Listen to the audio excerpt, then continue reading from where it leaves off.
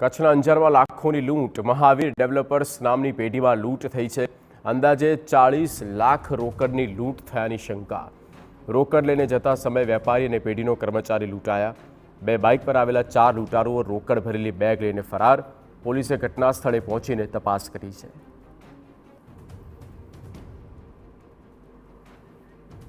સંવાદદાતા જય Dave phone line પર। જય, સમગ્ર ઘટના।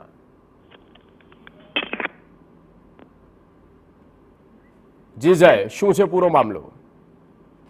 જે ચોક્કસથી આ બનાવ છે તે મોડી સાંજે બન્યો છે, જ્યારે આ ડેવલપર્સ પેઢી છે તેમના કર્મચારીઓ છે તે કાર પાસે પૈસા લેવા જઈ રહ્યા હતા, ત્યારે જ 4 અજાણ્યા બાઇક સવારો છે તે આવ્યા હતા અને થોડી વારમાં જ 40 લાખ ભરેલી રકમની જે બેગ છે તે લૂંટી તેઓ ફરાર થઈ ગયા હતા।